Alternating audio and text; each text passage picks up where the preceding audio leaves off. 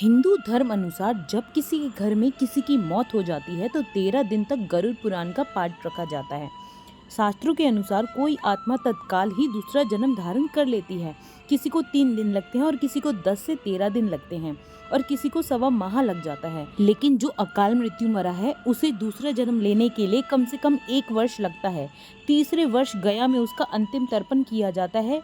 फिर भी कई ऐसी आत्माएं होती हैं जिन्हें मार्ग नजर नहीं आता है और वे भटकती रहती हैं। आओ जानते हैं कि मृत्यु के बाद क्यों रखा जाता है गरुड़ पुराण का पाठ। एक बार गरुड़ ने भगवान विष्णु से प्राणियों की मृत्यु, यमलोक यात्रा, नरक योनियों के बारे में अनेक रहस्य युक्त प्रश्न पूछे। उन्हीं प्रश्नों का भगवान विष्णु ने सविस्तार उत्तर दिया।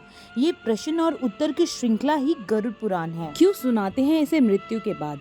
गरुड़ पुराण में मृत्यु के पहले और बाद की स्थिति के बारे में बताया गया है, इसलिए ये पुराण मृतक को सुनाया जाता है। 13 दिन तक मृतक अपनों के बीच ही रहता है। इस दौरान गरुड़ पुराण का पाठ रखने से वे स्वर्ग, नरक गति, अधोगति, दुर्गति आदि तरह की गतियों के बारे में जान लेता है।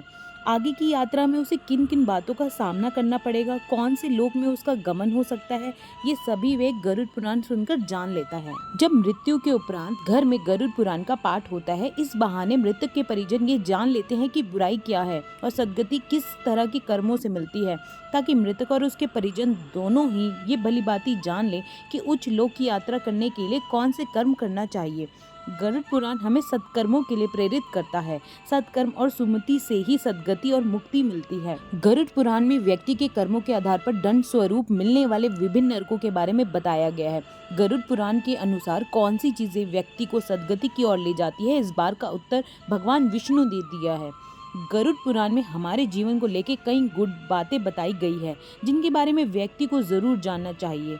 आत्मज्ञान का विवेचन ही गरुड़ पुराण का मुख्य विषय है। गरुड़ पुराण में 19,000 श्लोक में से बचे 7,000 श्लोक में गरुड़ पुराण में ज्ञान, धर्म, नीति, रहस्य, व्यवहारिक जीवन, आत्म, स्वर्ग, नर्क और अन्य लोगों का वर्णन मिलता है। इसमें भक्ति, ज्ञान, वैराग्य, सदाचार, निष्काम कर्म की महिमा के साथ यज्ञ, दान, तप, तीर्थ आदि शुभ कर्मों से सर्वसाधारण के पर्वत करने के लिए अनेक लौकिक और परलौकिक फलों का वर्णन किया गया है। ये सभी बातें मृतक और उसके परिजन जानकर अपने जीवन को सुंदर बना सकते हैं। इसके अतिरिक्त इसमें आयुर्वेद, नीतिसार आदि विषयों के वर्णन के साथ मृत जीव के अंतिम समय में किए जाने वाले कृत्यों का विस्तार से निरूपण किया गया है। कहते हैं कि गरुड़ पुराण का पाठ सुनने से ही मृतक आत्मा को शांति प्राप्त होती है और उसे मुक्ति का मार्ग पता चल जाता है।